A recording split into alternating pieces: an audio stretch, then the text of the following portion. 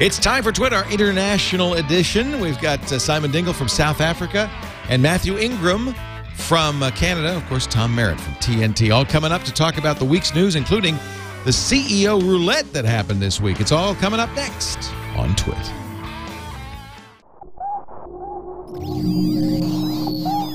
Netcasts you love. From people you trust. This is TWiT. Audio bandwidth for This Week in Tech is provided by Winamp for Android, the ultimate media player for your desktop and Android device, featuring wireless sync. Download it free at winamp.com/Android. Video bandwidth for TWiT is provided by CacheFly at CacheFly.com.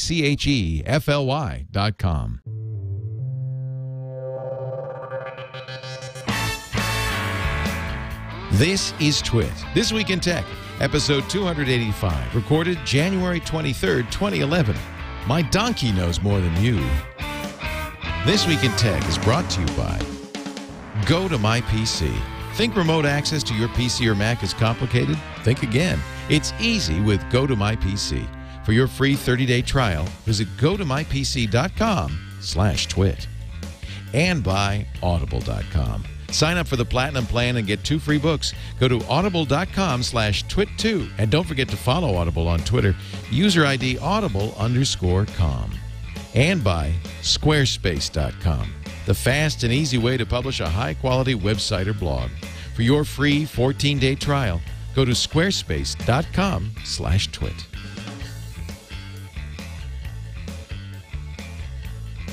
It's time for TWiT, This Week in Tech. Show that every week sits down, picks a nice big blob of technology news blubber, chews it, masticates it, regurgitates it, sends it back to the third stomach, and then spits it out for your delectation. Here he is. We haven't had him in a long time, the host of our Tech News Today show, our daily news show on the TWiT network, Mr. Tom Merritt. Thank you for allowing me to follow that explanation.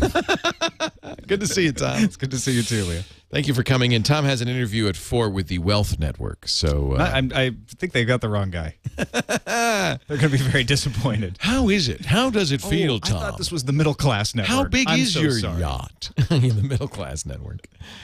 Let us also go. Well, this was going to be an international show, and maybe still. Carrie Swisher might join us from Germany a little later on. She's headed towards Switzerland. Apparently, they're nearby. But joining us right now from Toronto, Canada, Mathew Ingram, writer for GigaOM. Hey, Mathew.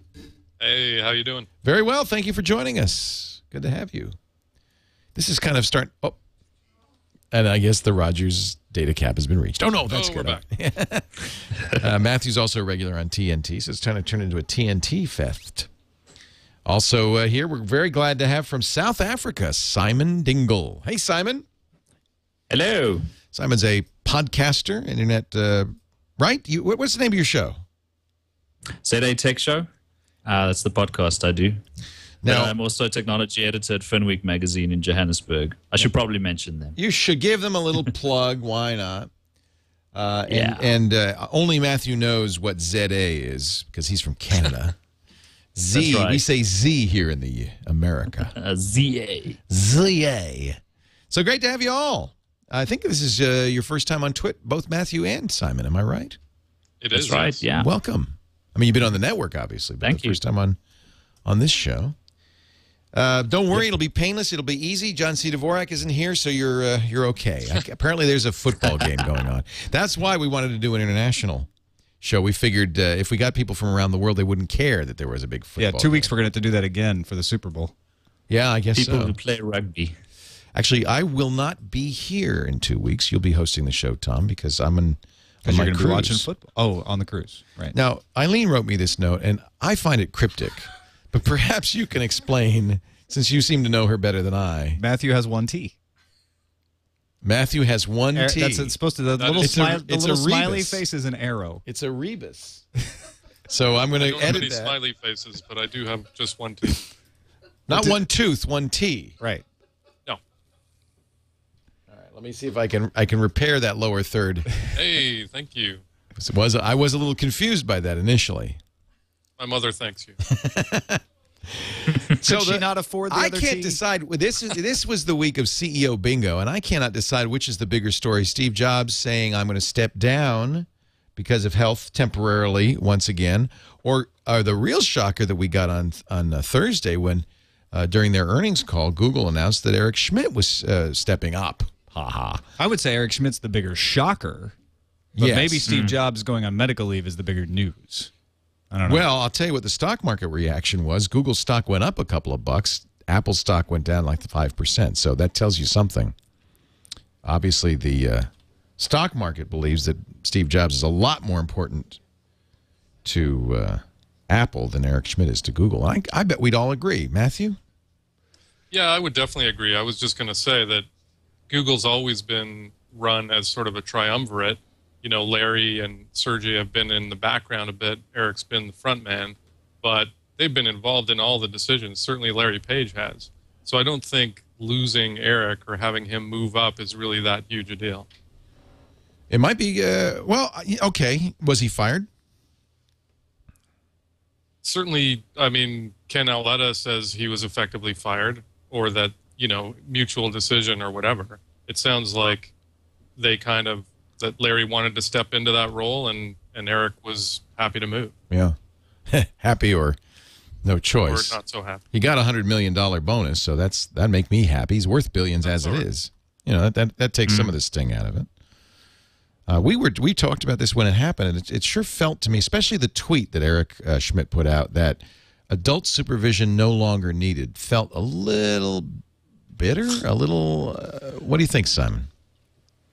Yeah, I mean, the bigger news for me was the results that came out of both of those companies. Now, you know, Google's looking good, but nowhere near as good as Apple at this moment in time. And if you look at which CEO did more things for their company in the recent months, then you have to go with Jobs' departure being of more weight to his company than perhaps Schmidt for Google. Google, I mean, their results are good, but they haven't been hitting it out of the park like Apple did in the last quarter. Well, there is one difference, which is that Steve could come back, but Eric probably won't.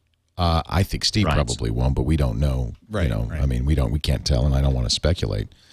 All the stuff that I've been reading and hearing about implies that this is not a negative move. It's not a firing for Eric Schmidt. It's something that they expected to happen, but that it rose out of the dispute over China. That it started when Eric Schmidt said, we need to stay in China, and Sergey and Larry said, no, Eric, we're not. We're not going to censor anymore. This was a bad move. We shouldn't have done it. That was last year, though. That was a full year ago that decision. And that this idea of Larry eventually taking over has always been in the works. It's just this is the thing that pushed them to decide to do it now. And so maybe there's a little bit of frustration, but that these guys actually all do get along. And Eric Schmidt has always felt like, you know what, I need to be involved in order to get people to give the company respect until Larry can come in and take over. I have to think it has a little bit to do, though, with Eric Schmidt's kind of infelicitous.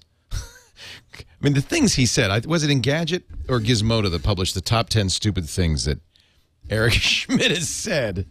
I mean, He's was the really most uninspiring speaker I have ever seen. And when he does say something, he puts his foot in his mouth, doesn't And he, his Simon? humor, Right. his humor does not go over. I saw him speaking in Barcelona last year. I lasted about 15 minutes and I had to leave. It was just so dull, so boring. This Well, is- that's because he didn't say anything stupid. Well, yeah, exactly. But John Gruber I just called- found him incredibly uninspiring. John Gruber of DaringFireball.net said Eric Schmidt was the creep executive officer at Google. So some of the Eric Schmidt's creepiest quotes. I think judgment matters. If you have something that you don't want anyone to know, maybe you shouldn't be doing it in the first place. When asked whether Google invaded people's privacy, It was a joke. yeah. Yeah. Oh, I'm laughing. I'm howling. If you don't like Google most of Street those- View, we can move. we drive exactly once, so you can just move, right? That's a joke. That was a joke. That's obviously a joke. But at this point, he said so many other crazy things. Well, Nobody exactly. Yeah. He made number 3 on my top 5 stupidest statements from tech bigwigs. It's pretty good. One person's when asked about Google's "Do No Evil" motto, one person's definition of evil, he said, is another person's different definition. Of evil? I don't know what it means. What? From the George W. Bush School of Yeah, Quotes. you know what you know, you know what you don't know. They're the thing. Yeah. I think he's got a fine career ahead of him in politics. Yeah. Maybe he you might be does. right. In fact, his last acts, he's going to be out April 4th, are to petition governments to go to Washington, to go to governments around the world and fight for Google. Maybe that's the job. Maybe he's the suit in D.C. Well, Kevin Marks said on Tech News Today that they've had this plan that they've talked about in the past, that they would all stay together through 2024. Well, that none of them would leave. Yeah. So we'll know if this is a firing or not if that plan falls apart and Eric Schmidt actually leaves in a year, or if he sticks around as executive chairman and keeps pounding the pavement up on the hill. You got to think, though, that it's a little weird. It's kind of upstream it's very common in a tech company. You got the founders, they run it, they bring in venture capitalists who say, no, you got to have a professional manager. They bring in a professional manager. That was Eric Schmidt, former CEO of Novell. But you never see it go the other direction, where the professional manager then moves on and the kids come back and run the show. That's a little unusual to have the founders running the place. Although I have to think that Larry Page probably is the right person to run Google, if anybody's going to run it. Look what happened with Steve Jobs. Steve Jobs, when he was forced out of Apple, the company tanked. He comes back and turns it around. But that's the question, right? Is this like Steve Jobs in 1997, or is this like Jerry Yang in 2007? Jerry became CEO because nobody would take the job. Yeah, they avowedly said he's not keeping it. Yeah. Don't freak out, stock market. They were dying to find somebody, but nobody wanted it. But I think there's also some pressure for Larry. I'm wondering whether this is a job he wants to do, or if this is a job he kind of has to do. I think he wants to do it. I would guess, first of all, he doesn't have to do anything. He can walk away. He's got plenty of money. He's got more than one jet. He's got a yacht. I mean, he's fine. He's done. He's got a yacht. He just bought a $45 million yacht, right? He doesn't need it. He doesn't need the job. So he could walk away. I think this is what Larry probably always wanted to do. I think Larry may have been saying, okay, I'm going to watch Eric. I'm going to learn. I'm going to study business, and then I'm going to come back when it's time.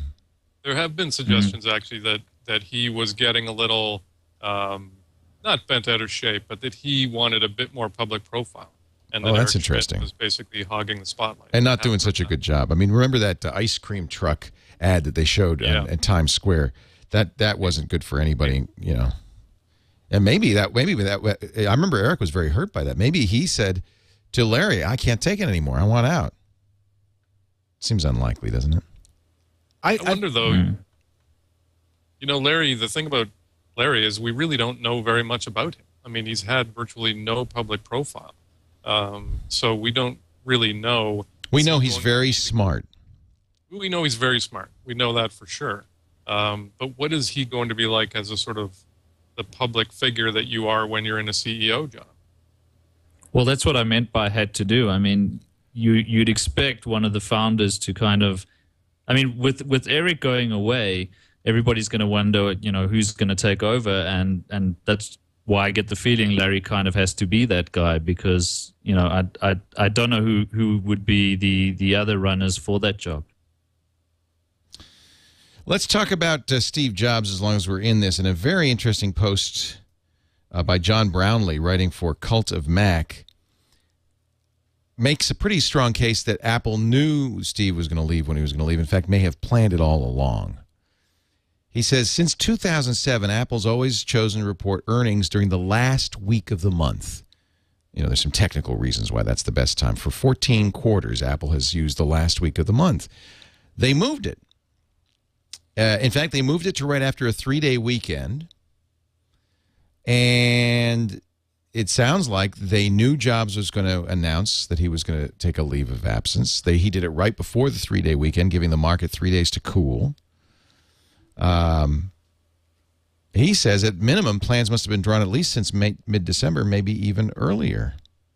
I think that makes sense. I think the tip-off is that Steve Jobs did not show up at the Verizon announcement, which at the time I thought, well, of course he's not. It's not their announcement. Why wouldn't he? But if you kind of back through it, if he were starting to feel ill and planning to take medical leave, that does take some planning. And I think he says, look, I'm not going to be doing that. Tim, you go out to do that. They also postponed the Hearst announcement, which was set to take place last week. The Murdoch announcement. I'm sorry, the Murdoch announcement. Daily. That's right. And Jobs was supposedly going to go to the Museum of Modern Art with Rupert Murdoch. They didn't really say why that was postponed. Now we know. Yeah, exactly. And so I think they did know this, maybe a month ago or more. Isn't it weird that in the analyst call, both the Google and the Apple analyst call, the analysts were asking all sorts of questions. Not once in the Apple analyst call did they ask a thing about Steve's health. I think it's because at this point it's become a personal issue. And it's also obvious. And they're like, you know what? They're not going to tell us anything we don't really know. They knew they wouldn't get an answer. The only answers they really want to know are, is he coming back and when? And there's no answers to that right now. They may not know that. Don't you think, though, it's material? I mean, if you're an investor in Apple. Yes, I do. And Apple's saying, invest in us. And the CEO's, who's very clearly, more than any company I can think of in history, the most important person at that company, and he's leaving, don't you think that as an investor you should know at least everything Apple knows? Maybe they don't know anything. I think so. Yeah. I think so. In fact, that's why I was hoping that Kara was going to be on so she and I could have a fight about it, because she's been arguing that, it's none of our business. It's a personal thing.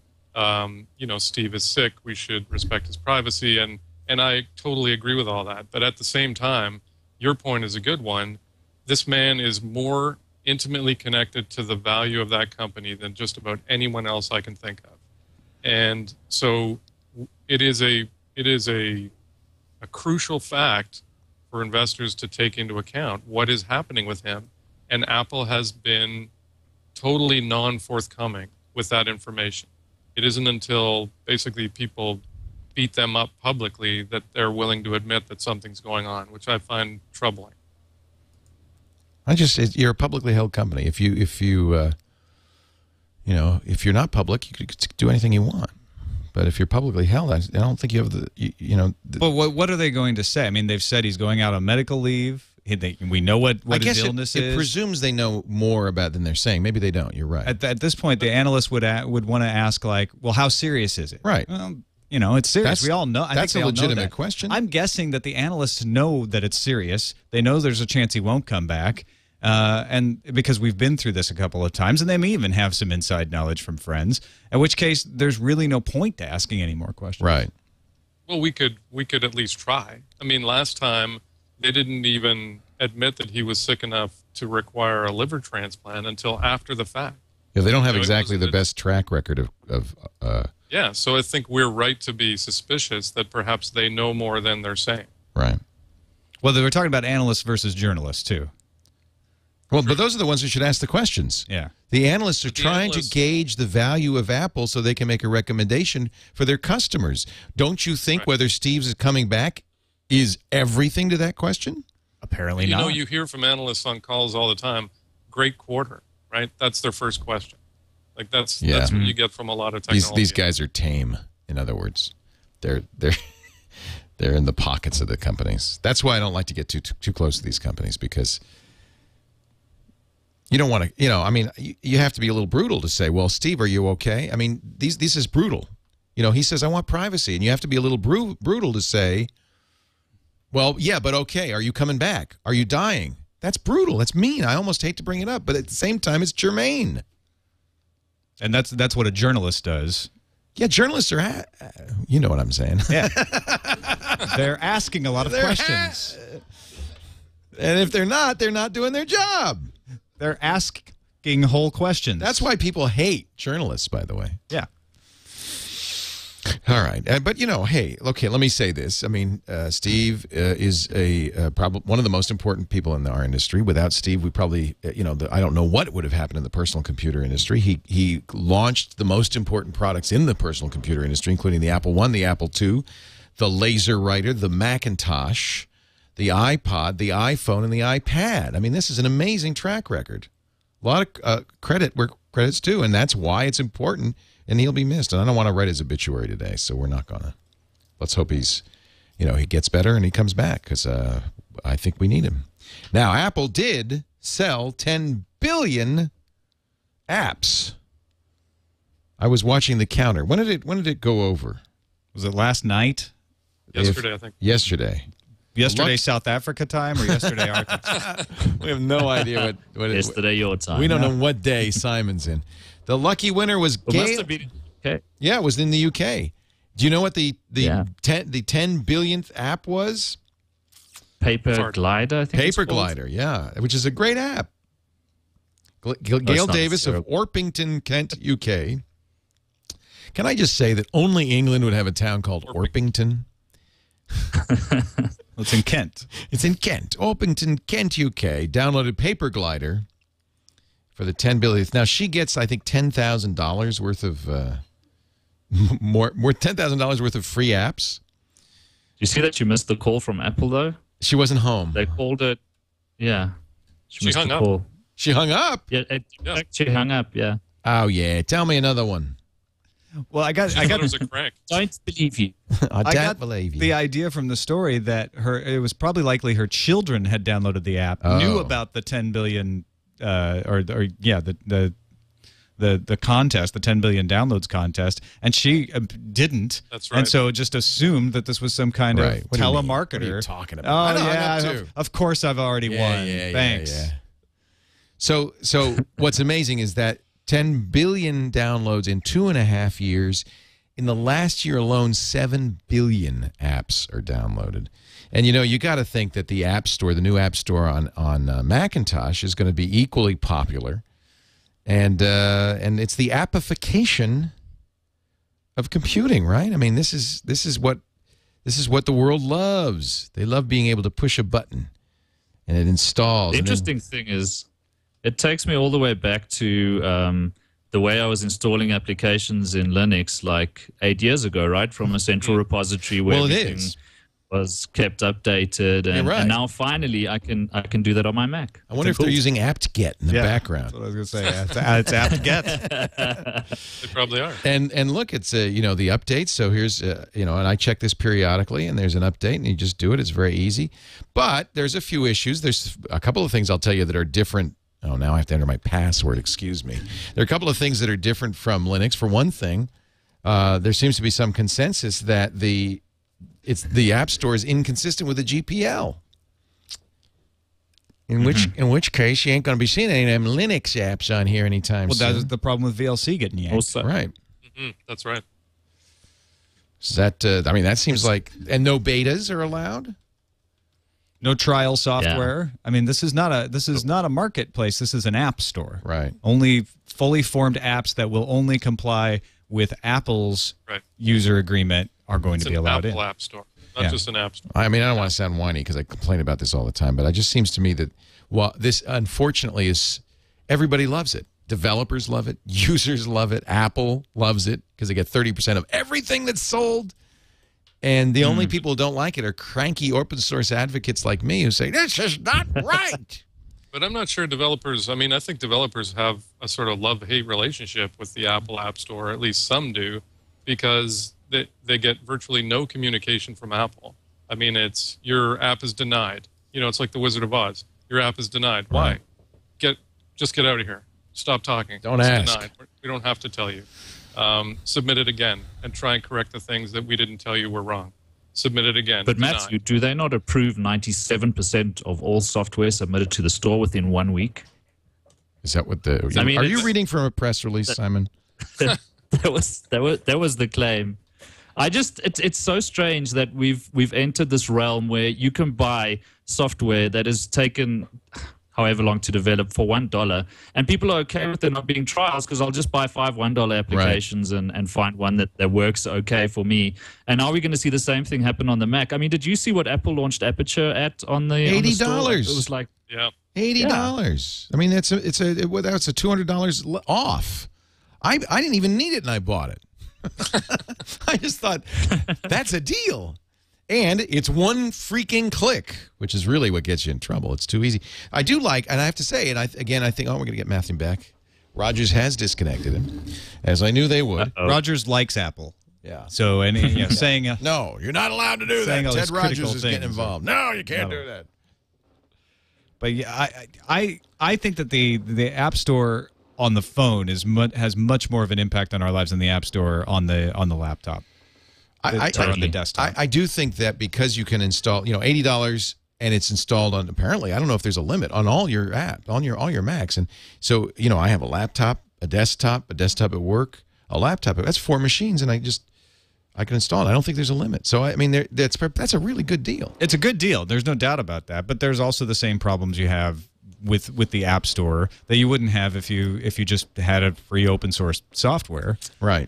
Which is I can install that on my machine, but then I have to be logged in as me to authorize it.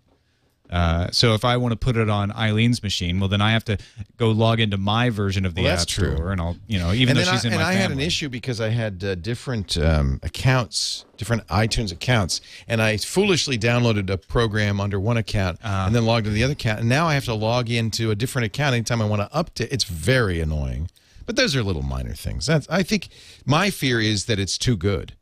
It's so good it's going to eat up the ecosystem for regular applications, and that's too bad. The Mac is looking more appliance-like than ever. It is just so easy.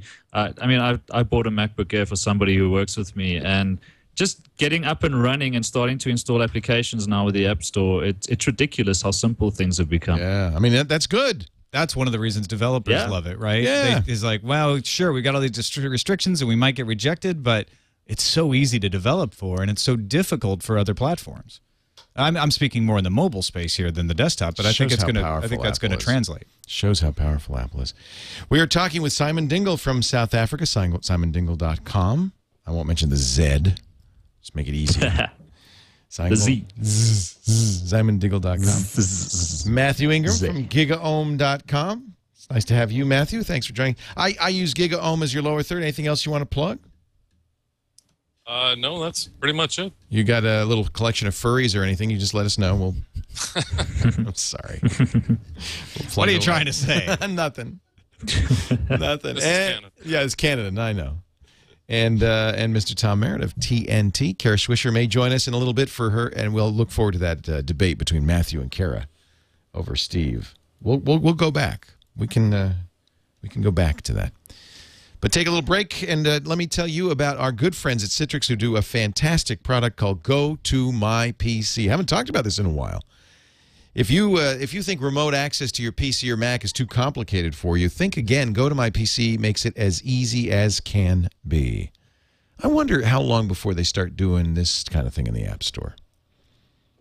I know, it's pretty easy. You just go to gotomypc.com/twit and download it. In about 2 seconds, you've got it. The advantage of this, it is always up to date, which I love. And you can use it for free for the next 30 days when you go to that particular spot. Go to mypc.com/twit. What'll happen? Well, you'll install it. Just take a second or two. Now, wherever you go, and I'm going on vacation. I'm so thrilled I've got this. At anywhere you go, as long as you can get online, you log in, go to mypc.com with your account, and there's your computer. You could do anything you could do if you were at work. You could send and receive emails, access any network resource, run programs. It couldn't drag and drop files from one computer to the other. Couldn't be easier. It is as simple as can be, and it's a great product from the folks at Citrix who make great products. Go to mypc.com/twit. I'm going to be in South America February 1st through the 21st.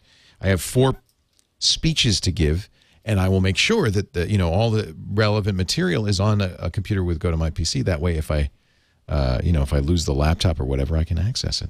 Citrix Receiver is in the App Store. They made a big deal about that when they announced the whole App Store concept. Awesome.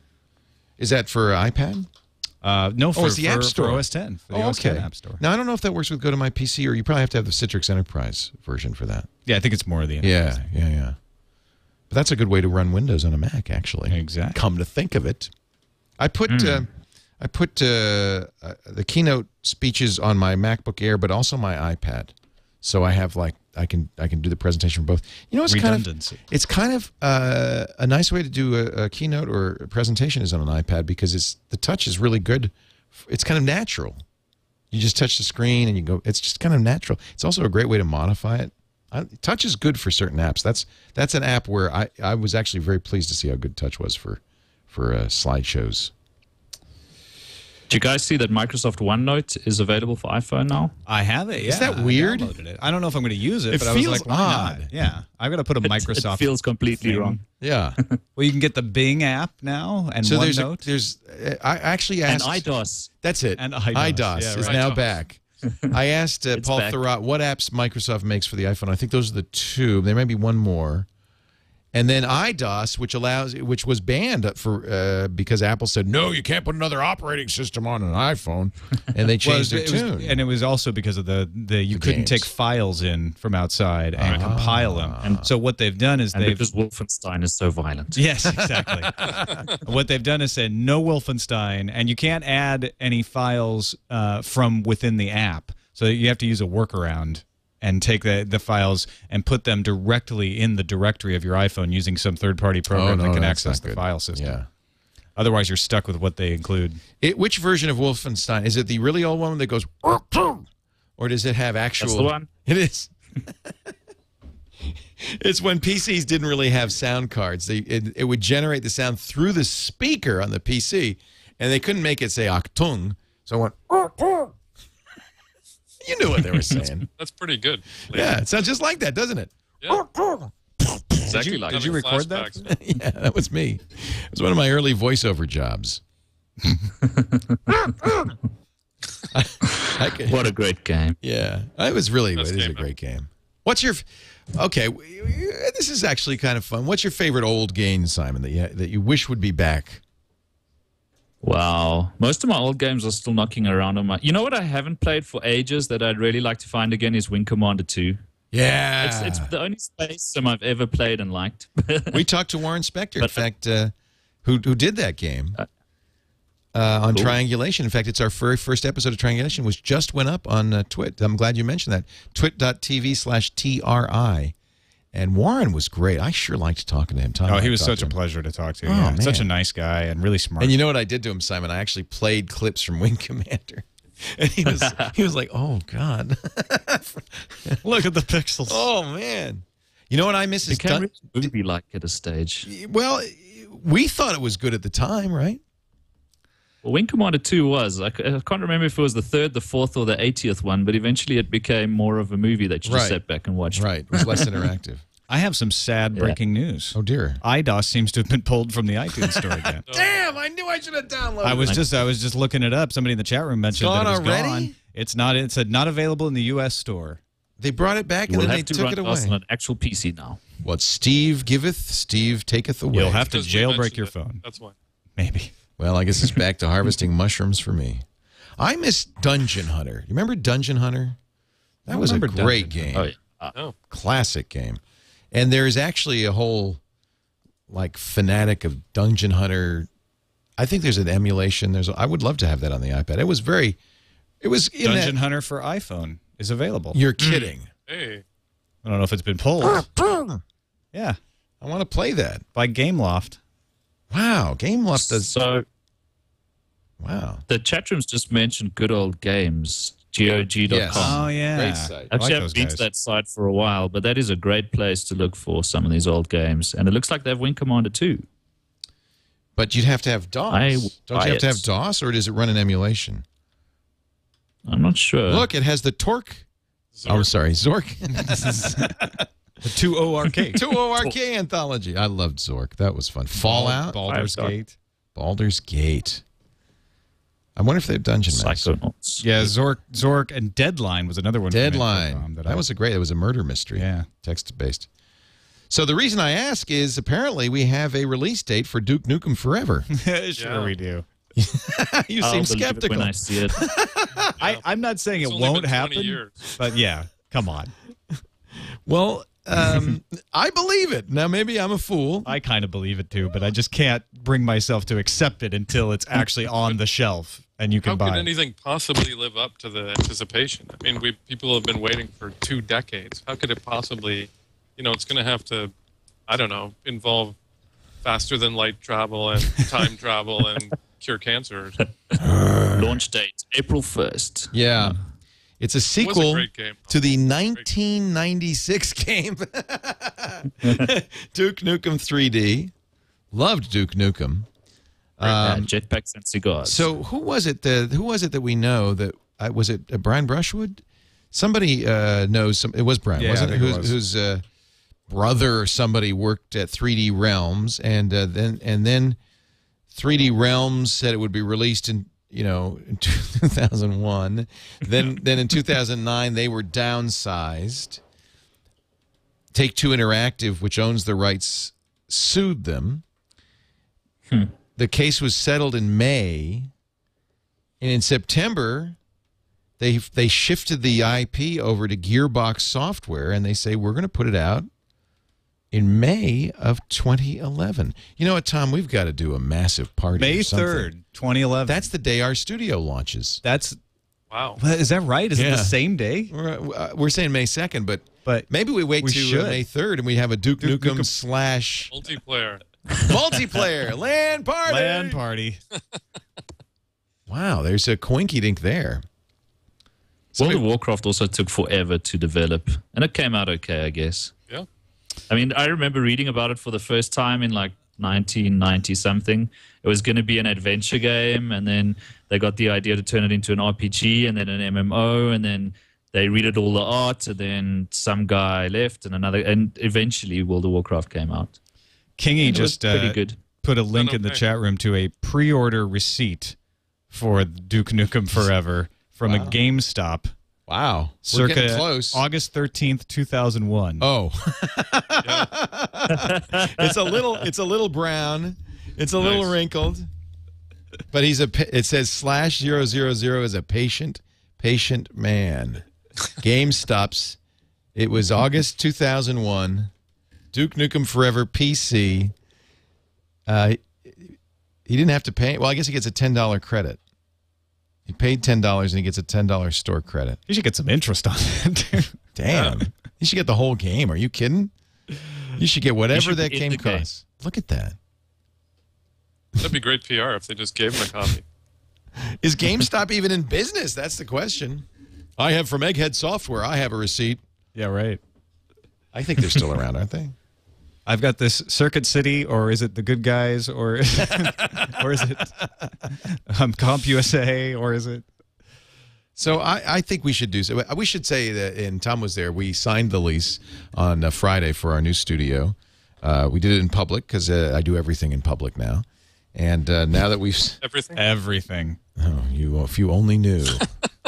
If you only knew. Which they could, because it's in public. Right. They do know. Yeah. Well, they haven't heard yet in Toronto and South Africa. Just didn't happen to be watching. So we signed it, and that's kind of that was a big leap. So that's why I wanted to do it in public and really commit to it. And we will start demolition on the building next week, which is an even bigger leap because once you start tearing it up, they pretty much expect you to pay the rent. They do. You can't just go in and trash the place. It's kind of civilized to then start paying rent. And we hired as creative director Roger Ambrose, who did the old screensaver set. Did a great. I wonder if I could find it. He's a pro too. Oh, is he good? Yeah. I mean, I don't know how we can afford this guy, but he's gonna do. It's a concept for the whole. He expects us to pay him too. Oh and the man, rent? they all want money. Leo, it's not going to be as good as the Call for Help set in Toronto in the basement of the Omni building. Oh my God, do you remember that? Do you remember that? Did you come in there ever? I did. Yeah, that wasn't so good. There was a big cozy pole in the middle, and we had to. The show began. That held the building up. You helped with that? No, the pole held the building up. No, we couldn't get rid of it. I asked, and they said, "Well, you could get rid of it, but you would be dead." The idea we had to at the beginning of every show, I had to get from this part of the set to that part of the set. There was a big pole. The camera couldn't go around it. So we just said, well, just walk around the pole. So if you ever see the show, I'm going, hey, welcome to the show. And then I walk, and there's Basil, the cameraman, who has to back up into a corner so I can get by. There's the pole. There's the cameraman. And let's get the show on the road. Did you ever take a swing around it on your way? And punch it out?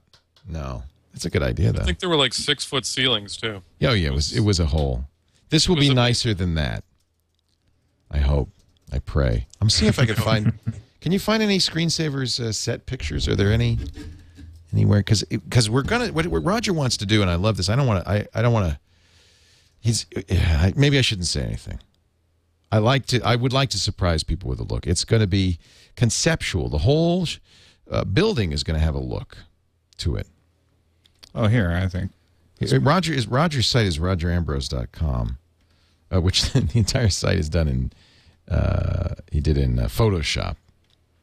So it's here. I'll put one in the chat room. You found one?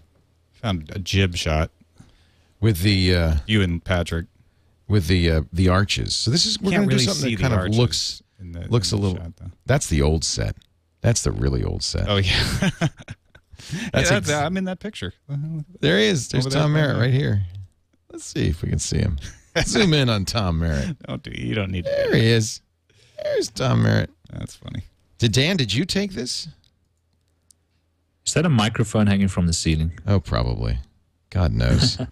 We made this whole. We were making it up as we were going along. There's the clock. There's Patrick. There's Megan.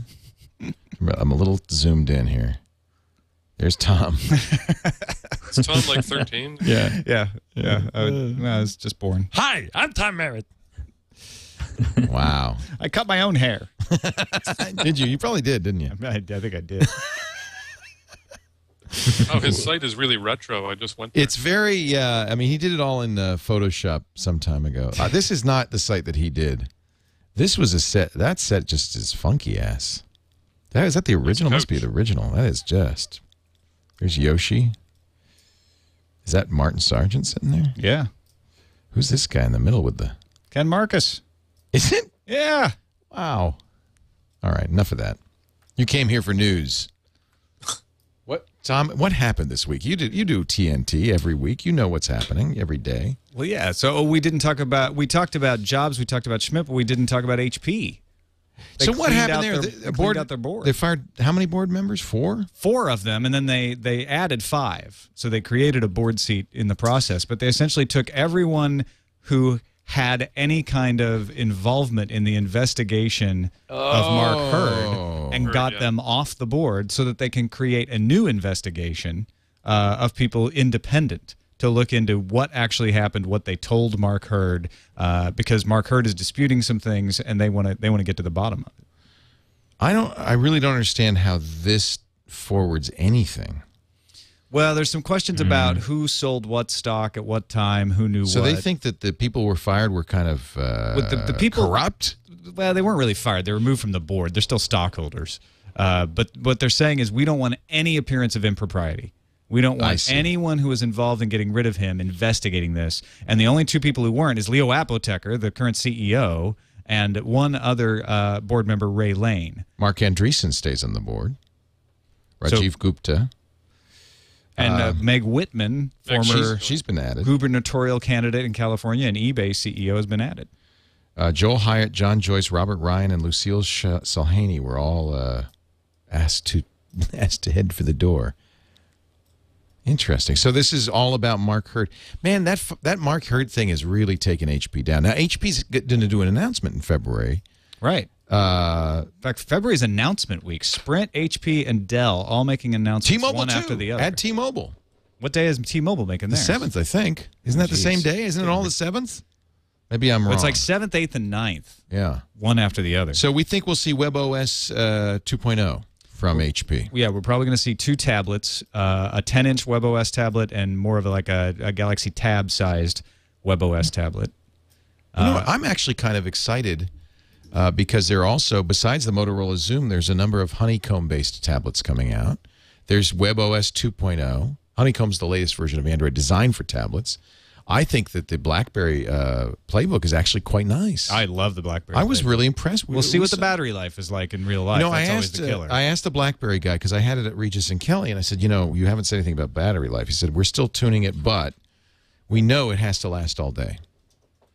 So they believe they're going to get, that could be anything from 8 hours to 5 hours. But if they get 5 hours, isn't that enough? I know the iPad's 10, but I'm spoiled now. I don't know if it's enough. Have you guys played with either of them? Have not. No. I've played with the playbook. What'd you think? I like it. I find 7-inch tablets too small. They're in this weird in-between space. It's like, am I really going to carry that and an iPhone or a really big Android phone? The keyboards are too small at 7-inch to be functional. I can type perfectly happily on an iPad at 10 inches or 9 inches or whatever. Well, but some people... The moment you get down to 7... The nice thing about 7, Jeff Jarvis says this, is you can thumb type on a 7. So it's narrow enough that you could type like that. You're right, it's not a... But, you know, the keyboard's... Even on an iPad, as big as it is still not a good... Could you feel comfortable typing on that for any length of time? I know. Yeah, I've done articles on my iPad. Really? I won't go over like 600 words, but it works for me. Me too. Well, okay, so...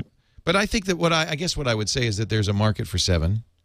I like the choice, and I think we're actually going to see quite a few compelling Android, WebOS, QNX, and iOS tablets. I think that's great.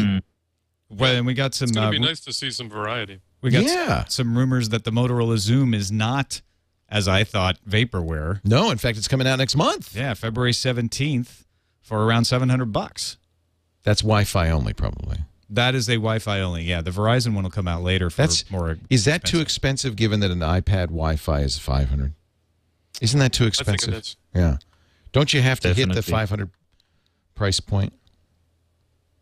Did you guys visit Motorola at CES? I mean, of course you did. But Yes. They had the Zoom demos that they had were running videos of a guy reading his email. It was and a QuickTime video. And they wouldn't let anyone play with it, even though it was running a video. That's why I thought this thing is not coming out anytime soon. Right. I was surprised to hear February 17th. Because if you have something... What was more impressive was the Atrix. Oh, yeah. I was quite taken with that device. That's the Tegra 2-based phone. Dual core Phone that turns into a laptop when you dock it. I had that at Regis this week, too. And it works. It boots fast. It's Linux. See, I don't know if people want Linux laptops. And it's not a full laptop. I mean, I think some people have been confused by that. What it does is it gives you a browser that you can use. It's Firefox. Like a laptop, Firefox browser. And then anything you can do in a browser, it's which Chromium. You can do a lot. It's CR48. It's you can do in that Firefox. Yeah. And then all of your actual phone apps and everything are available, but they're available in a smaller window. It's not actually turning the phone into a full laptop. I think that's kind of cool, though, because you have a little inset window that is your phone size, and that's kind of still there. I don't know. Or you can just use a Bluetooth keyboard.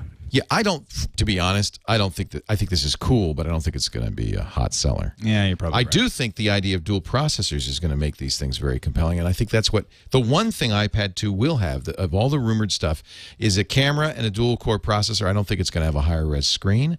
I don't think it's going to be much smaller because you need the battery space, and it's not like there've been any breakthroughs in lithium-ion technology this year. Whenever Digitimes gets something wrong like that, for instance, they say Digitimes is saying there's going to be a double resolution screen. Not going to happen. There's always a kernel of truth behind the lie. Somebody's buying those screens. So either somebody's buying those screens, or it's going to be a higher resolution screen, and they got the numbers wrong or something. But well, I'm not saying it won't be higher resolution, but it won't be a Retina display. It would add too much to the price. Apple has to keep it at 500 too. It's not just Motorola that has to hit 500. Apple has to hit 500. They've set that as the benchmark. And they're running out of displays right now. Kevin Rose hard to make them. Very coyly Instagrammed a text message conversation. Didn't say who it was from.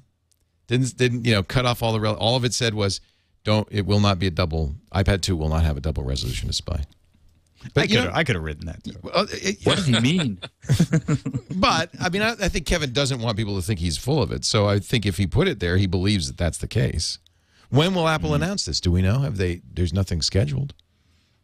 I read one report that it might be later than what people are saying. I mean, I read some articles where journalists were calling it in February, which is just weird, but I think it's going to be later than we think. I did speak to an accessory manufacturer pretty close to Apple, and they claim to have cases ready to go for the iPad 2.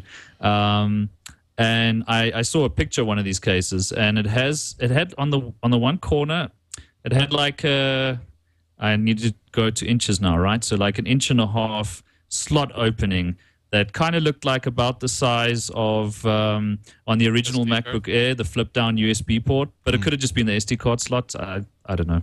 I don't know if I believe that. I once asked the guy at Griffin, I can't remember his name. It's not Peter Griffin. But maybe it is. I once asked Peter Griffin, does Apple let you know ahead of time? Because they make a lot of iPhone accessories. What the form factor says? No, we get it the same day you get it, and we scramble to modify our designs. So I wonder if I'm pretty sure that's the way it works. Yeah, we saw a lot of iPad 2 cases, but I mean, I think what they're saying is, hey, when there's an iPad 2, we will have a case. This is a mock-up of what it could look like. Well, I think they've talked to their buddies in the supply chain to glean the same things that Digitimes gleans. But you don't know where the buttons are going to be. And they're making their best guess. Yeah, I mean, I don't think we have a Gizmodo quality leak here of iPad 2. You know, we knew about iPad at this time. They announced it in January. They announced it at the end of January. Yeah. So, and there's been no word that's Apple a good point. of a coming announcement. Mm-hmm. That's a good point. Yeah. Paul Griffin. Oh, it's close. Peter, Paul, and then Mary Griffin, their sister. I know, it's a bad joke. Let's take a break. On that note, I would like to come back in just a bit and talk about NBC and Comcast. Ooh, what fun. Tom Merritt is here from TNT. I'm going to have to take off here in a second. Current Geek Weekly. He has to go get interviewed. You want to take off now? Go get interviewed by Wealth Magazine? I'm waiting for the sign. Is Wealth here? I think they are definitely here. Wealth has arrived, but they're setting up. Well, stay as long as you need. Also with us in Toronto, Canada, Mathew Ingram from gigaohm.com. Great to have you, Mathew. What were you doing when you were on the Call for Help show? I was writing about technology for globeandmail.com. Oh, that's cool. Mm-hmm. Was I there? You were there. I actually did a segment with Amber. Oh, okay, good. Yeah, because usually when Amber's doing a segment, I'm drinking. So that's why I don't remember. Water. Water. Of course. You were well refreshed. Yes, I was very refreshed. Simon Dingle is also here from simondingle.com. But before I go much further, I would very much like to talk a little bit about our good friends at audible.com. Now, we have listeners all over the world. In fact, we have hosts from Canada and South Africa tonight. So I should mention that the books that we recommend on audible.com are U.S., sometimes U.S. only. The publishing world is still very national. But Audible is all over the world, and there are great books on every Audible national store. Great stuff at Audible, either .co.uk or probably .co.za or ZA, audible.com here in the States, audible.ca in Canada, all over the world. Just Google Audible, and you'll find your local Audible store. Here in the States, 75,000 books. And in every category, it is a great place to go. Tom and I are both listening, and I would absolutely. Would you recommend it? Absolutely I'd love it. I think it's probably the best way to catch up with this series. We're talking about Gunslinger. The Dark Tower series. Which I didn't really realize until Brian Brushwood started really promoting it to me, pushing me on it. It was the inspiration for a lot of other Stephen King books, or the other Stephen King books work within its universe, right? As well as being an inspiration for shows like Lost. Yeah, that's true. I didn't even really think of that. I'm in book 4 now, Wizard and Glass, which kind of intersects with The Stand. Many of his books intersect with the Dark Tower series. I think there's 7 books now total, and man, is it good. Man, is it good. Now, here's the deal. I can get you 2 books for free, and I think it's good if you're going to get 2 books for free to read a series. Yeah. This would be a great one to start with, the Dark Tower series. The first book in this series is The Gunslinger. And it's a nice, easy way into it. Although, in some ways, this one's kind of slow because, he's just chasing the man in black. Yeah, but it has such an atmosphere. It does. It's beautifully written. I mean, if you like being sucked into that mysterious world where you're learning about this strange, off-kilter universe that Stephen King has created, you're going to love it. Have you done this on Sword and Laser yet? Are you thinking about it? We've used it as we have Audible as a sponsor there, and we've used it as a pick, but we haven't done it as a book. The problem is series like this are hard to do. Right. You can't. Because sometimes you could do the single, like Ender's Game as a series. Yeah, you could do Ender's Game. Just do Ender's Game. Because it can stand alone. The Gunslinger, no, I don't think it really stands alone, because as soon as you're done, you're ready for the next one. You want to find out what's going to happen next. Well, and I won't recommend this one, but I'm looking for series because you're going to get 2 books if you go to audible.com/twit2. Have you looked at the Dreaming Void trilogy? Oh, no, I've heard good things about Peter Hamilton. Me too. I love Peter F. Hamilton. There's some great books. This is a trilogy. But your first 2 books are free. So here's the deal. You go to audible.com/twit2 and sign up for the Platinum account. These you can get books a la carte. You can buy books one at a time.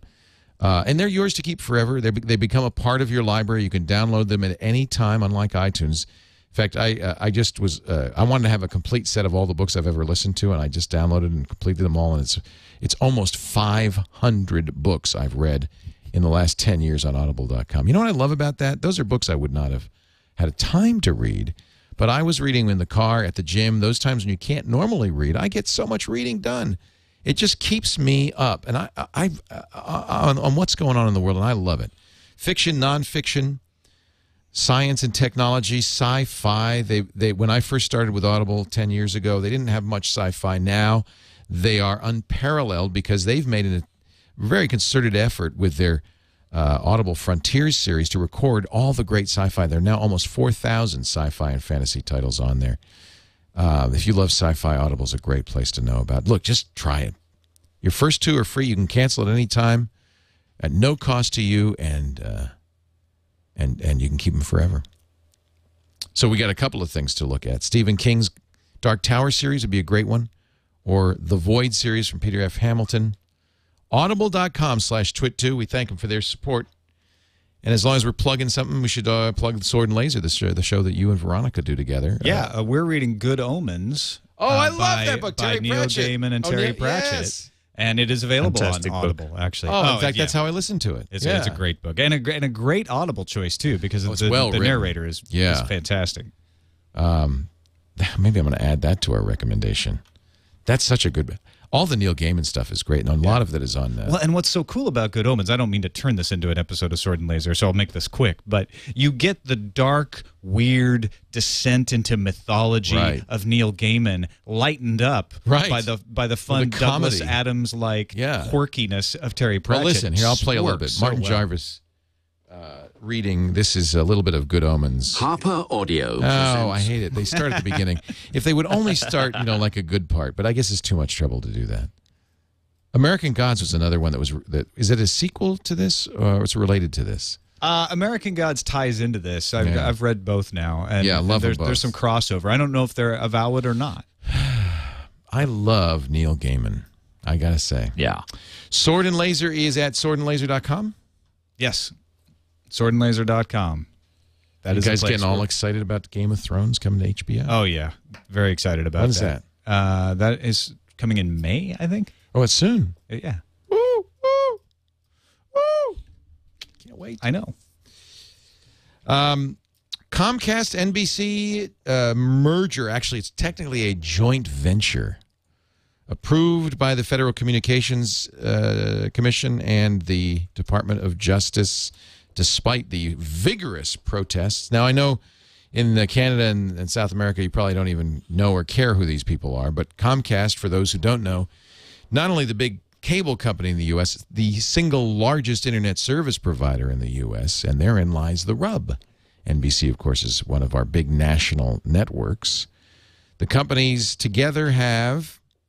Comcast has 16.7 million broadband subscribers, 23 million cable customers. They will get MSNBC, CNBC, Bravo, USA, as well as NBC. 4-1 approval from the FCC. Yeah, they put in some conditions on them, but the controversy is whether those conditions are enough to ensure that Comcast doesn't abuse its position. The FCC required Comcast to offer internet versions of Saturday Night Live. Yeah, and Top Chef. Wait a minute, that's confusing. Was that because one of the commissioners is a big fan?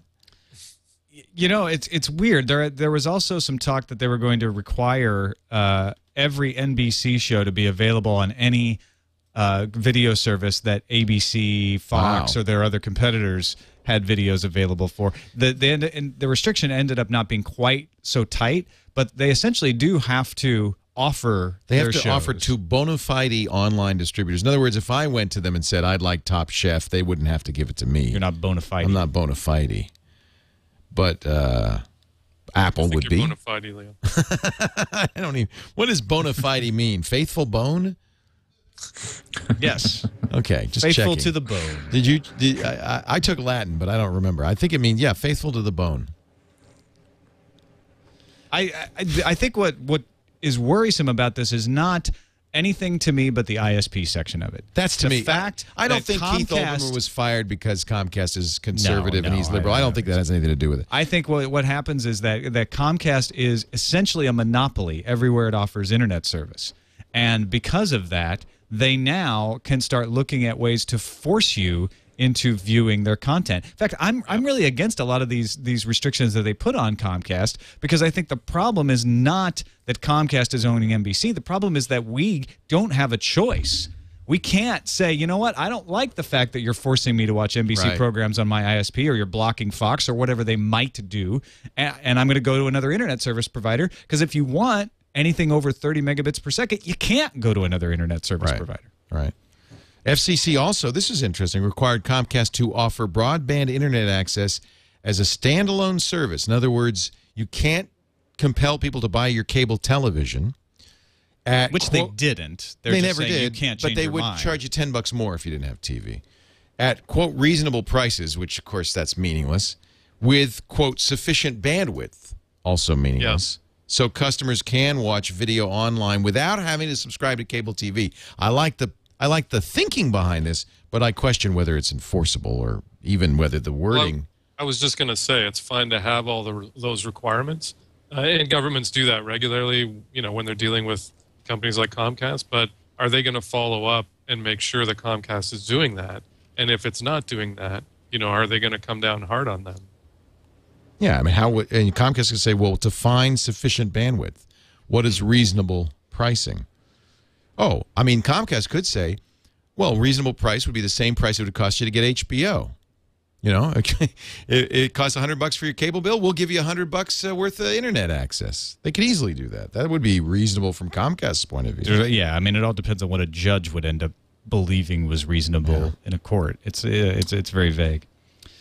So I have a question as a complete outsider to this conversation, but how much NBC content is there on, say, a Netcast or a Hulu? Not services I can access in South Africa. Quite a bit on Hulu. In fact, they were not required to divest their stake in Hulu, which was They had to remove their board members from the Hulu board, but they weren't required to divest the stake. So they can't affect the day-to-day decisions anymore through their board members. Television, let me put it this way, Simon Dingle. Television funny man and United States Senator Al Franken doesn't like it. He doesn't like it. He says, Comcast is trying to whack Netflix. He was talking to Netroots Nation gathering in Minnesota. He says, net neutrality is the free speech issue of our time. He said that before, and I agree with him. He does say that the net neutrality rules the FCC has enacted are not strong enough. He says the FCC is allowing discrimination on the internet. They will essentially create two internets. He said this before, but coming up on the Comcast merger, he said, as you probably know, I hate this merger. Not only will it raise prices on TV subscriptions, it will give the combined entity incredible power to stifle competition from online sources like Netflix. See, Comcast doesn't like Netflix because they ride on Comcast's cheap internet instead, and you can watch movies there instead of paying for their expensive HBO. We're going to let Tom Merritt go. He has to go be interviewed by Wealth Magazine. Wealth TV. Available on your Roku channel for $3 a month. Is it? Yeah. Well, that's cheap for Wealth. First cable TV channel to go to Roku and say you don't need a cable subscription. That's very affordable, wealth-wise. Speaking of wealth. Very wealth-conscious. But don't worry, because Mathew Ingram is still here. He is from gigaohm.com. And Simon Dingle is also here from simondingle.com. Your podcast is? The ZA Tech Show. You can say Zed. The ZA Tech Show. And what is it? Is it like a roundtable like this? What do you talk about? It pretty much is. We started doing it just after you started This Week in Tech, and we kind of do what you do to a degree, but for a South African audience. So we talk about telecommunications issues and that kind of thing that relate to the region. Is the same kind of thing, the battle that's going on between internet service providers and content companies in the States? Do you have a similar battle going on in South Africa? Yeah, to a lesser degree. What we are... Yeah, I mean, we never really had net neutrality, so it's not something we can cry about losing. When it comes to content, we are seeing telecommunications companies trying to develop content strategies because they obviously see that as important going forward. So those are some of the things we'll discuss on the ZA Tech Show. We're launching a new website this week. We're also moving into new studios tomorrow night. We've decided finally to start doing video properly. It's something I've been scared of. I'm a radio guy. Video is not my forte, but we're going to start doing that. So the show's been doing pretty well, and we're enjoying it. Oh, that's the really ugly old website, but it works. Are you going to stream? Are you going to stream on Ustream, or how are you going to stream the video? We're actually using Anycast technology, Sony Anycast, and we will push out a raw 264 stream, but we're also going to have a flash player on the site. Yeah, we've got a studio with some serious bandwidth that we've just put the finishing touches on Friday, so we're going to move into that tomorrow night, do our first show from there, launch a new website later this week. So it's all coming together nicely. It's very raw and lo-fi at the moment. That's what I like. But we're having a lot of fun. Somebody asked me in the new studio, you're going to be professional. I said no. Yeah, you can't. I know. No, podcast audiences don't want that. Nobody wants professional anymore. Everybody wants real, authentic, unprofessional. We now know the Nintendo 3DS is coming to the U.S. March 27th. I was on Regis on Tuesday, and they said, no, we can't tell you when. We can't tell you how much. And then they release when and how much. March 27th, $250. Then Europe on March 25th. Actually, it's the other way around. First Europe, then the U.S. I don't know about Canada. So I looked at this thing. I mean, we had it in my hands, and did it seem 3D to you, Eileen? It's what's called lenticular, so you have to hold it just in a certain. But with a little thing like that, that's not such a big deal. And then it has a slider that lets you turn up and down the 3D effect. Yeah, I think it's pretty cool. It's the same. Isn't that the same price as the regular DS? Is that? I think you're getting one. Eileen says she's getting one. You guys running out to the store? No way. No way, man. I think about the future of Nintendo and Sony in the portable gaming division, and I look at the rise of iPhone and Android in that space. And these guys are in trouble in the medium term. I mean, they're doing pretty well at the moment. But my oldest kid is 5. He's never touched. I mean, he played with the DS for half an hour and found it slightly amusing. But he's all about the iPhone and the games that he has there. And you look at how easily he gets hold of games and what they cost compared to the DS. Nintendo needs more than 3D to save this in the long term, I think. Yeah.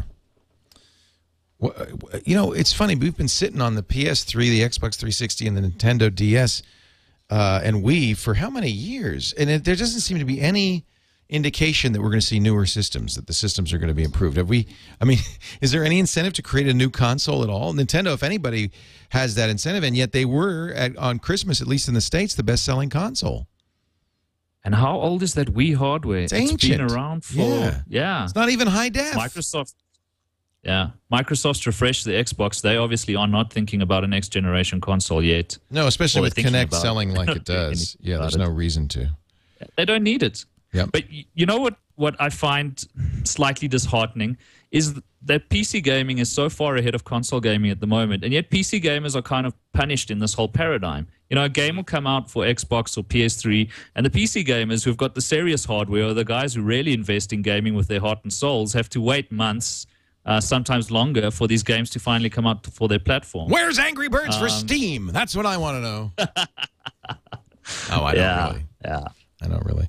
I think it's very interesting. It's funny because I'm going to go on this trip and I'm going to Antarctica and I'm packing all my fancy camera gear. And then I realized when I played with the iPhone, the camera's good enough and I've got 20 apps on here. I can do more with a picture on the phone and post it all at the same time. In some ways, this is the ultimate camera, and it's the same thing for gaming. It's the same thing for apps. These little phones can do so much now, and it's not just the iPhone; it's Android too. I agree. They've kind of friend just got back from Argentina. Didn't take any other camera. Just used the iPhone 4. Got a really cheap Argentinian data card. Plugged it into the device. Uploaded all sorts of photos, videos. He said it was incredible, the amount of stuff. It was all being auto-posted to his Posterous blog. You know, all these great Argentinian barbecues and oh man, that's where I'm videos. going. I'm going to Buenos Aires, so I can get a SIM card, put it on the iPhone, and I can upload all this stuff. Yeah, I think he was there for 10 days or 2 weeks or something like that. Uploaded everything. Was on Twitter all the time, posting to Posterous. I think he used maybe, I don't even think it was $30 worth of data. I might have to do this. Yeah. I had a similar experience in Las Vegas, actually. I took the Sony Alpha 33 that I'm testing along with me, but forgot the battery charger at home. So when it came to the helicopter tour of the Grand Canyon, all I had with me was my iPhone 4 with, you know, Instagram, Payno, and some of my photography apps. And I came home with like a great collection of photography of the Grand Canyon. I'm not going to print it on a billboard, but, you know, it got the job done. And it's kind of amazing, isn't it? I wrote a whole post at Gigome when I was in San Francisco last. My iPhone locked up. Oh, that happens. Everybody in San Francisco, their iPhone locks up. I couldn't use it for the whole day. So I couldn't use maps. I couldn't take photos. I couldn't go on Twitter. I couldn't, and it was hard because I'm not that familiar with San Francisco. I couldn't look up where I was going to go. I couldn't, you know, I couldn't use GPS. I couldn't do anything. I was crippled. Oh man, getting my iPhone to work on AT&T in Las Vegas was almost impossible. Yeah, well, that's because there were so many geeks there. Well, that was part of it, but also AT&T does not like you bringing unlocked iPhones onto their network. I had to hack carrier settings and use the iPhone configuration utility to load them, and eventually I got it going, but it wasn't easy. And if you just put an AT&T SIM card in an unlocked iPhone like we have in South Africa, I mean, our iPhone carriers in South Africa you can do tethering with. They've already said they'll support the you know, the Wi-Fi port in the iPhone in 4.3, and apparently, you know, AT&T does not like all of that happening on their network. So for a variety of reasons, I just found it really difficult to get my phone working with a local SIM card in the USA. I'm very curious, and I know you guys will have no idea. So I don't even know why I'm saying it, but I'm just curious, now that Verizon in the U.S. has the iPhone, so there's some competition for AT&T, how long before every carrier, how many different carriers in Canada have the iPhone, Matthew? Well, the two major ones do. Rogers Bell and Rogers. And Bell. And in South Africa, how many different carriers have the iPhone? 2 officially. Okay. Australia, I know it's several. So almost every other country you can buy it. If I know in England, you can buy it from everybody, I think. So I just wonder how long. So it's Bell, Telus, and Rogers. So it's 3 carriers. So, yeah. So I just wonder how long before that happens in the States, before T-Mobile has a iPhone. By the way, Did you see the net? So let me just correct myself real quickly. Angry Birds is on Windows. It's just not on Steam. It's on Intel's App Up, your source for netbook apps. $4.99. Did you see the Angry Birds for BlackBerry? No, it's on BlackBerry too. It was a joke. It's basically just a text file. Nice. You shoot the bird. 3 blocks fall down. That's pretty funny. It's the Zork of Angry Birds. Yeah. Yeah. Spectacular. That sounds good. So Kara is in a cab. Maybe we will have that debate over whether Steve should reveal all or not. That would be fun. Kara Swisher may join us from Germany a little bit. Mathew Ingram is here from Toronto. He's at gigaohm.com. Simon Dingle from... Where are you in South Africa? Johannesburg. In Johannesburg. He's at simondingle.com. And more coming up in just a little bit. I just want to briefly mention our great friends at squarespace.com. They say the secret behind exceptional websites, and I would concur. There is no easier way to design a website. My friend Alex Lindsay is a big Squarespace fan. A lot of the Pixel Core sites use it. He loves it so much. He was in a restaurant and asked the restaurant, why don't you have a website? And they said, well, it's too much trouble.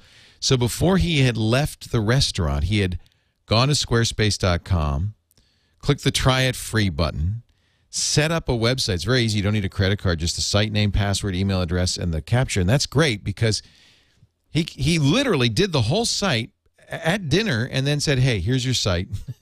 If you decide you want it, here's the password. They can go in and they can make it their site.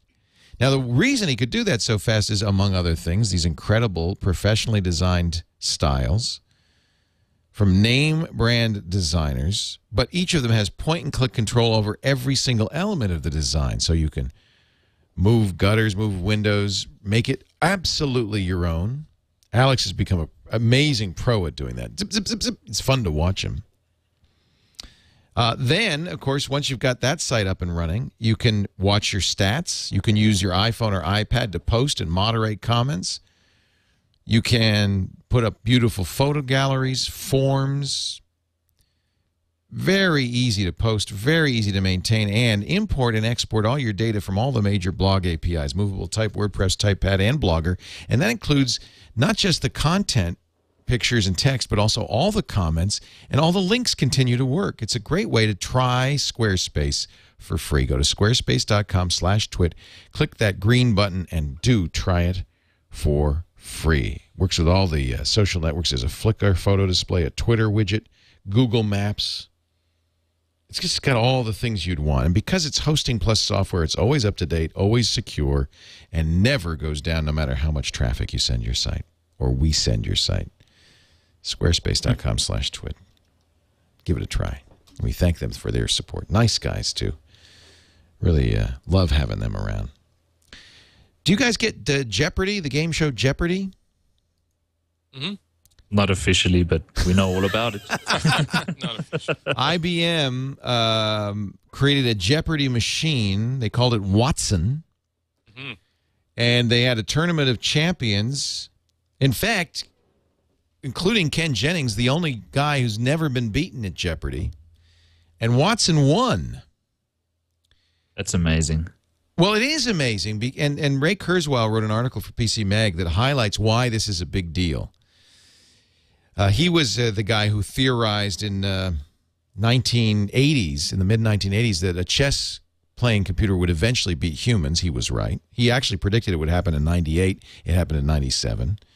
He says the key here is, you can say chess is, kind of completely mathematical, okay.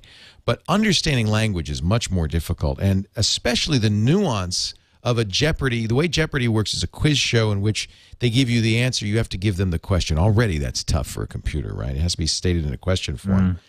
And you have to understand context. You have to understand meaning. Of course, if the computer can parse the sentence, it's going to win every time because it's got an infinite database. Although I don't believe Watson... crying in the rain. Yeah, right, exactly. I don't believe Watson was online. I don't think they allowed it to be online. So it had to have a database internally that had all of that information. Is that right or not?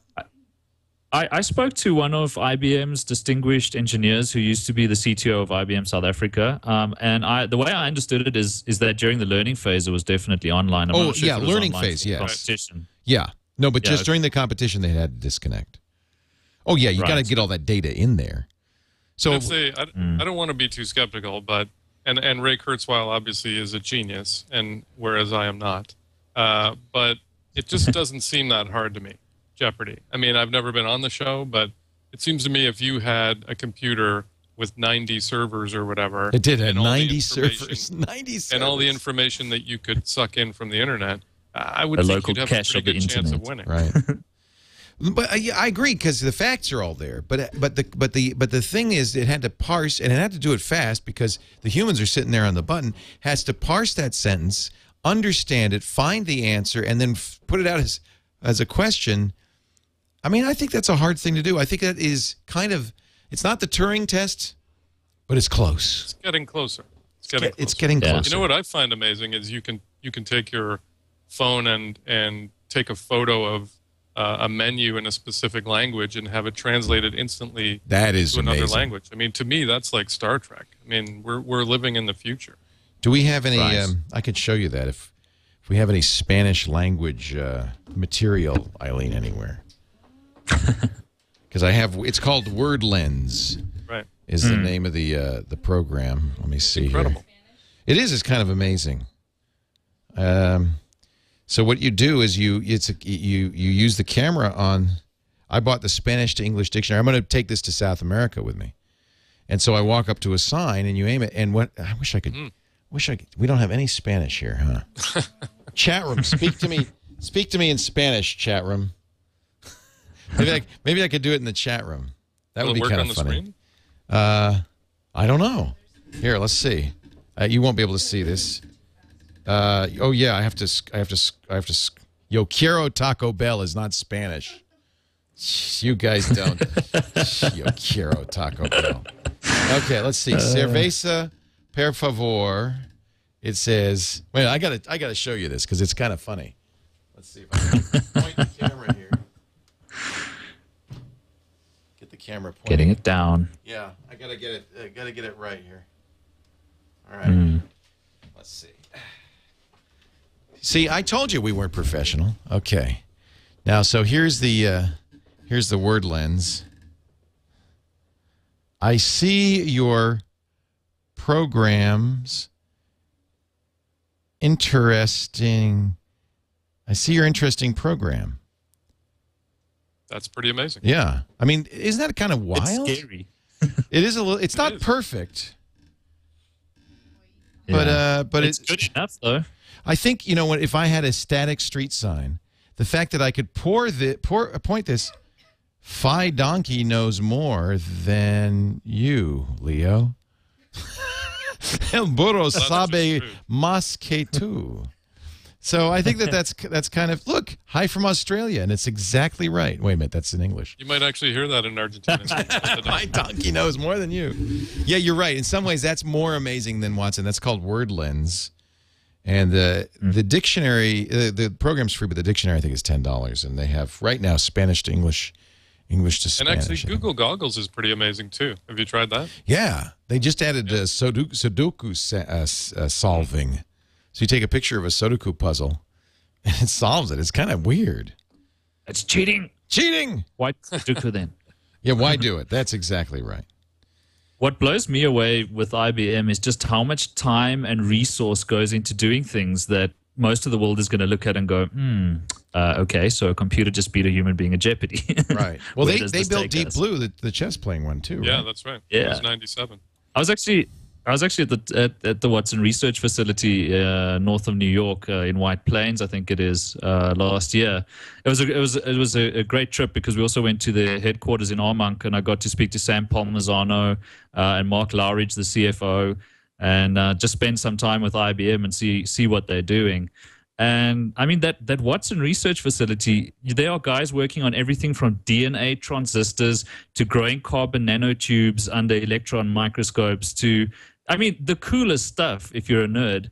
But it's just amazing the amount of stuff that IBM has done and continues to do. It blows my mind.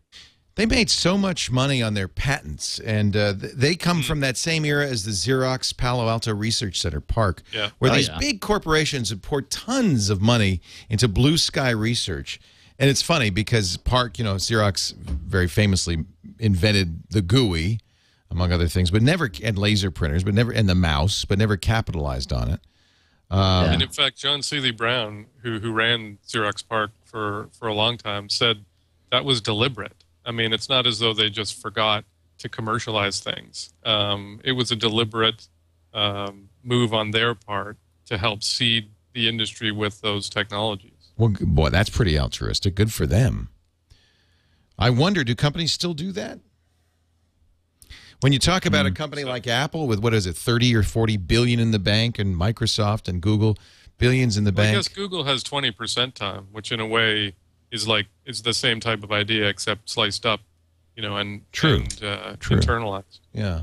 Right. Is Apple Not doing always that? as successful. No. But Gmail, I think, was a 20% time. Well, that's the thing. That's the difference between that and Xerox. I mean, Google very much wants those 20% projects to reap fruit, although many of them are in open source in other areas where they can't possibly benefit. WikiLeaks back in the news. Swiss whistleblower. Say that 3 times fast. Swiss whistleblower Rudolf Elmer has given WikiLeaks information about bank accounts of more than 2,000 prominent individuals, containing information about tax evasion and more, according to the BBC. The data is not yet on WikiLeaks, but Elmer gave 2 discs to Julian Assange at a press conference in London earlier this week. As WikiLeaks traditionally does, they vet the contents before they release it publicly. Once we've looked at the data, said Assange, there will be full revelation. The data covers a period from 1990 to 2009, concerns companies and individuals from many countries, including the UK, US, and Germany. I found it interesting that Swiss bankers, coinciding with this news breaking, made the announcement that they would no longer deal with African despots, and they were reviewing their policies. What a serendipitous, huh? It does say that 40 politicians' accounts are among the accounts. I can't wait to see this. Yeah, definitely. Yeah. It's gonna be interesting. Be quite amazing. Not that the rest of the stuff we've seen from WikiLeaks wasn't.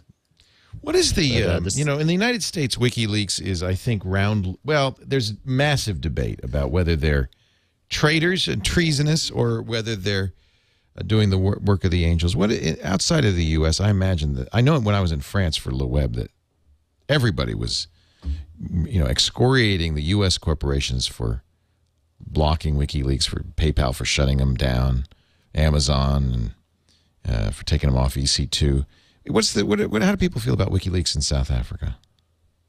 I think the debate is the same. I mean, ethically, everybody wants to say, well, you know, the information should be freely available, and this is in the public interest, and we should be able to read this stuff.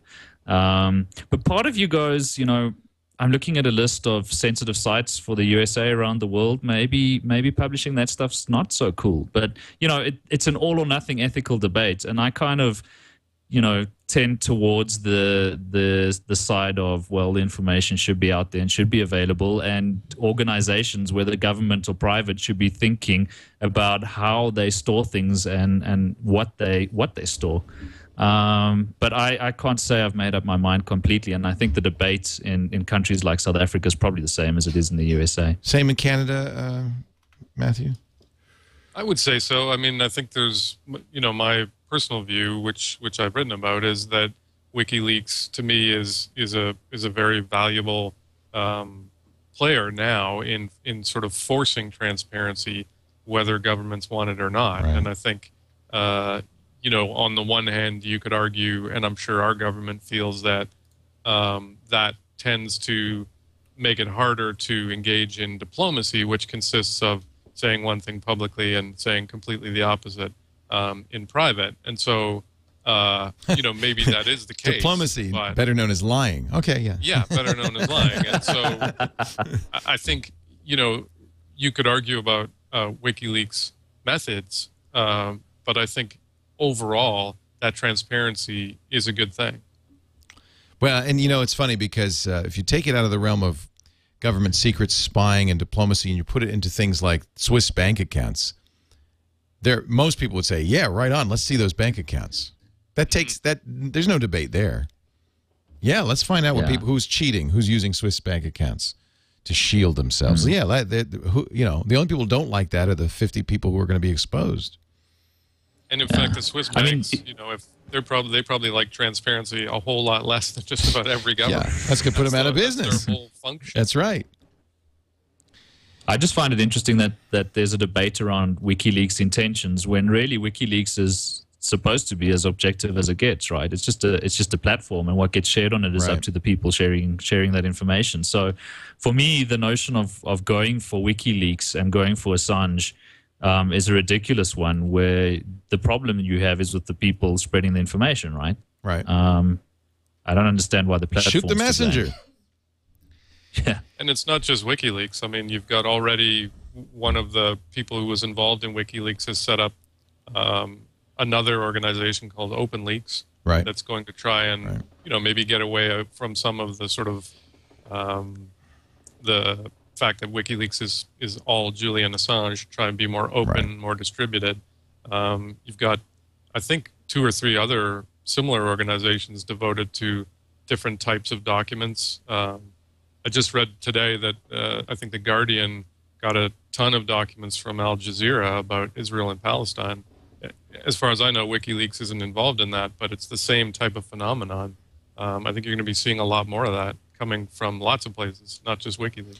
Yeah, the real problem is that the world is becoming more transparent, and there are people who don't like that. But I think in the long run, transparency is not a bad thing.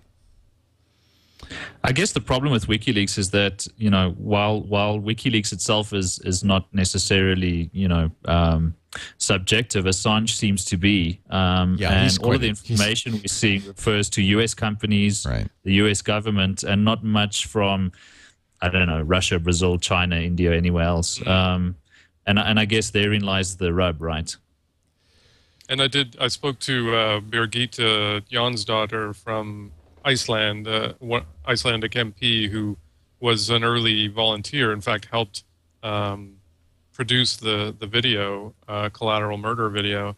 And she was talking about how she still supports WikiLeaks and still supports the effort and so on, but she had a sort of very public falling out with Assange over his role, and she was of the view that the leadership of the organization should be broadened, and that in fact he should probably step down because of some of the things. Well, he is kind of a liability now, isn't he? Yeah. So a lot of the attention was focusing on him instead of the effort of what they were actually trying to do. He's going to have his hands full for a very long time, though. He is going to be a busy man for the next couple of years. I read a very interesting article. Maybe we'll defer this when we have a little more time. Is Kara still en route? Yeah. All right. I think we're not. I think we're going to run out of time, so that's okay. But and maybe we'll save this for next week because we are running out of time. But I read a fascinating article from it was from the EFF. Actually, EFF linked to paranoia.dubfire.net. It came out a year ago, but I hadn't seen this about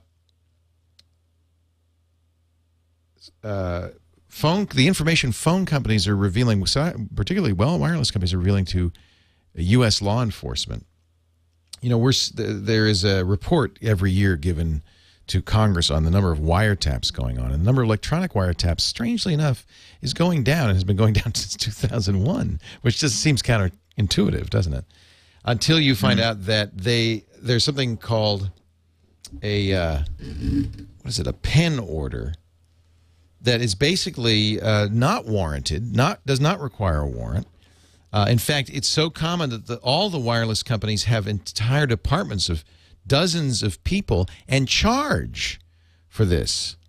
Sprint has an open website that law enforcement can go to and get customers' GPS locations from their phones, and they charge a couple of bucks for that. 8 million requests between September 2008 and October 2009. They have a web portal for law enforcement. The guy who wrote this went to a conference about the event, about this kind of wiretapping, the Wiretapping and Interception Industry Conference in Washington, D.C., called ISS World Americas, Intelligence Support Systems for Lawful Interception, Criminal Investigations, and Intelligence Gathering in Washington, D.C. There it is. In October of this year. And they were talking very openly about the fact that there's a price list, that every Verizon, Sprint, T-Mobile all have a price list for things like location, who people are calling, email headers, that they sell to anybody in law enforcement without a warrant anytime they ask. That sounds pretty handy. Yeah, wouldn't that be useful? Yeah. The guy recorded some of these talks and they said you can't do that. They were a little bit reluctant to have this information revealed. But boy, it is an eye-opener. And I'm sure, Leo, you saw the court case in California that said that the police could take all the documents and history and so on from your phone without a warrant? Yeah. Yeah. So photos, Foursquare check-ins. They don't need a warrant. Texts, email, yeah. So this, if you're carrying around a cell phone with GPS and you're putting all this stuff on it, just something you might want to be aware of. Pretty much law enforcement, anytime they want, can look at this stuff. No warrant, just anytime they want. And that's going to be fought for sure. There's no question. And they are, by the way. 8 million requests to Sprint alone a year ago. 8 million. The total number of wiretaps that are in this congressional report is in the hundreds. And that's because they don't have to It gets scary when it gets mobile. Yeah, exactly. And you tie in location. Did you guys see the? This is kind of an aside, but the don'ttrack.us website that DuckDuckGo's put up. I mean, it's anti-Google propaganda, but if anybody's wondering why you should care about this stuff, I think it's just don'ttrack.us, and they give an example of what Google knows about, an average Google user and what that leads to with third parties. And I get scared when it goes mobile and it's more than just what I've been searching for and where I've been searching for it, and it starts to tie in my location, the places I've been to, and now also the people I've been speaking to. I don't know. We knew. I mean, I knew anyway that all of this information was being sent out. The thing the thing that's been revealed also in this is that all of these law enforcement agencies also get this information from Yahoo, from AOL, from Google, and they have a price list too. This is how much it'll cost you if you want this information. We knew this. You click on a herpes search, you're going to get a herpes ad. Of course we knew that. And actually, you know what? To be honest, I don't mind that. I mean, I would much rather they targeted those ads than I got served, adult diaper ads or whatever. I agree. Oh, they're just using the herpes thing as a well, who cares example, and then they show how it gets more serious than that with insurance credits and background checks, and the like. Right. But it's as I said, a complete aside, and perhaps not as scary and worth knowing. But I don't know what you can do about it. All right, we're going to end on an up note. This is a video IBM put out for its 100th anniversary. It's 100 innovations in 100 years. What's cool about it, and it really kind of will bring home how fast this stuff is happening, is that the person who was alive at the time of the innovation introduces the innovation. Mm-hmm. Before I start playing it, and we won't play the whole thing, but I'll just give you a little taste of it. I do want to thank you guys for joining me. Mathew Ingram at gigaohm.com. Thank you so much for being here. We appreciate it. Thanks. Enjoy your evening. You too. Thank you. Simon Dingle from simondingle.com. And the new website is when? It'll go probably later this week, zatech.co.za. So look out for it. zatech.co.za. Did I say it like a South African? Exactly like a South African. Thank you, everybody. Don't forget, Macworld Expo is coming up. All 5 of us are going to gather in San Francisco. It should be, although the last Mac users, it should be so much fun. Apple will not be there, but we will. Thursday, we'll be doing Mac Break Weekly from there at 11 a.m. Pacific, 2 p.m. Eastern Time. iPad Today will also we'll stream it live in the field as we do an iPad Today from Macworld Expo. And then at 6:30 at the Intercontinental Hotel in San Francisco, just around the corner from Moscone Center, we'll be having a meetup. So come by, say hi to me, Tom, Sarah, and I don't know, Eileen will be there. Many of the TWiT staff will be there. That's 6:30 on Thursday, the 27th, at the Intercontinental Hotel around the corner from Moscone Center at Macworld Expo in San Francisco. Thanks for joining me. We'll see you next time. Another TWiT is in the can, and now some history from IBM. Ago, 1911. Another important thing happened that year. 3 companies took a bold step and created the Computing, Tabulating, Recording Company. And the world was about to get a whole lot smarter. So this By is 1912, kind of the history of IBM. the company already has 1,300 employees. I love this. This is a great promo. 1913, the company's Hollerith tabulating machine, once used only in census taking, is now applied to industry. And this is on YouTube. 1914, 76 years before the American Disabilities Act was passed, they hire their first disabled worker. In 1915, the best man for the job of president is Thomas J. Watson. Mr. Watson believes that all the problems of the world can be settled easily if people are only willing to think. 1917, Brazil. 1918, 3,000 employees. Growth. 1919. That's pretty fast in 7 years. Synchronized time clock. The first printing tabulator. The job ticket printing machine. The Carroll Rotary Card Press. The electric key punch. By 1924, as a way to signal the company's future ambitions, Watson changes the name of the company to International Business Machines, IBM. So you can see the entire video at youtube.com/IBM. I'm going to jump forward. Is there a baby in it? I use the past to predict the future. I'm working on the next big breakthrough. In 10 years, supercomputers could use 10 times less power and run 1,000 times faster.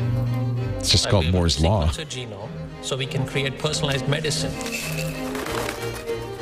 The whole world is data. I'm using data to help detect the onset of I love it that IBM's using Google's YouTube to disseminate this video. I'm working on a system That's what I find interesting. We've always been working for the future. That's what I'm working on. That's what I'm working on. That's what I'm working on. We got through all the years.